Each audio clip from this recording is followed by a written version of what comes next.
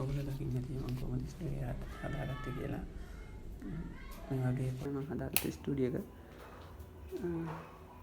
ගොඩාක් ලොකු වියදමක් නොකර මේ හදාගත්තේ. ඔයගොල්ලන්ට බලා ගන්න පුළුවන් දැන් මේ තියෙන ස්ටුඩියෝ එක මුලින්ම මේ තැන කොයි විදිහට තිබුණේ කියලා. මේ සොෆ්ට් බොක්ස් එක එහෙම මම හදාගත්තේ කාඩ්බෝඩ් වලින්. මේ තියෙන්නේ දැන් මේක එහෙම කාඩ්බෝඩ්. එතකොට මේ රෙද්ද මේ ගත්තේ කොටුවෙන් ටැපටා කියලා තමයි මේකට කිව්වේ. මේක එකටම හරියන රෙද්දද කියලා මම දන්නේ නැහැ. දැනට හදාගන්න ඕනේ නේද දැන්. බලන්න පුළුවන් මේ තියෙන විදිය සොෆ්ට් බොක්ස් එක. ඒතර මේ ස්ටෑන්ඩ් එක එහෙම මේ මට මේ බාර් වලට ගියේ මේ දෙකක් හදාගත්තා. දෙකටම බාර් වලට ගියේ රුපියල් 800ක් වගේ බාර් වලට. මේ අනිත් කැලේ මම ඔය මේ නිකන් හැමෙන් යකට කැලේ හොයාගෙන මේ දන්න අංකල් කෙනෙක් කියලා පාස්සගෙන තමයි ඒ ටික හදාගත්තේ. ඒතර මේ බෑක්ඩ්‍රොප් එක එහෙම මේ හදාගත්තේ මැට් එකට හුරු කළු රෙද්දක් අරගෙන තමයි මේ මහලා හදාගත්තේ. පිටපස්සේ කටනුත් ඒ වගේ මේවා තමයි තියෙන්නේ. උඩට ඉතින් පොඩි සීලිමක් ගහගත්තේ. එච්චරයි මහ ලොකු දෙයක් නෑ. ඕන කෙනෙක්ට හදාගන්න පුළුවන්. පොළොවට කාපට්ටයක් නම් ගත්තා මේ තියෙන පොළොව කොන්ක්‍රීට් එකක් හින්දා ඒකට නම් රුපියල් 2000ක් විතර ගියා. කොරම මේ දෙපැත්තේ තියෙන කරේ මැද ඒකටයි. ඒ හැරෙන්න අනිත් හැම දෙයක්ම මේ පොඩි ගණන් වලට ගත්ත ටිකක් ඔයගලට හදාගන්න ඕන. try කරලා බලන්න.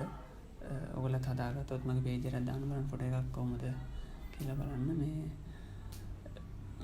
දැන් ඔයගලට කාමරයක් වගේ දෙයක් තියෙනවා නම් මේ ලොකු විදිහම කියන්නේ මට දැන් මේ කාමරේ පොඩ්ඩක් හදාගන්න ඕනේ ඉතින්ද ටිකක් ගන්න ගියා. මොකද මම මේ ඔයගලට පෙන්වන්න නැති පොළොවට කාපට්ටයක් දැම්මා. මේ වටේට පොඩි පේන්ට් එකක් ගෑවා.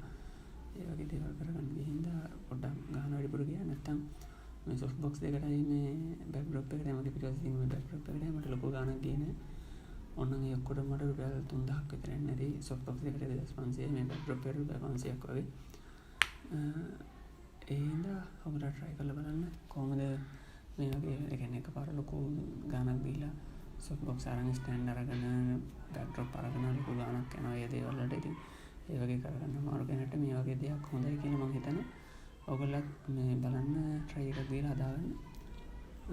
මම මෙතන ෆොටෝග්‍රැෆි මම කොහොමද ෆොටෝග්‍රැෆි කරනවා ඒ ඉඳ තමයි මේ වගේ හදාගත්තේ. මොකද ඊළඟට ගිහිල්ලා වැඩ කරන්න බැරි හින්දා ගෙදර නිකන් ඉන්නේ පොඩි ප්‍රොඩක්ට් වගේ දේවල් ෆොටෝග්‍රැෆි ඒ වගේ දේවල් කරන්න මේ ස්ටුඩියෝ එකක් ඇතුළේ ඉඳන් කරන්න පුළුවන් දේවල් කරන්න.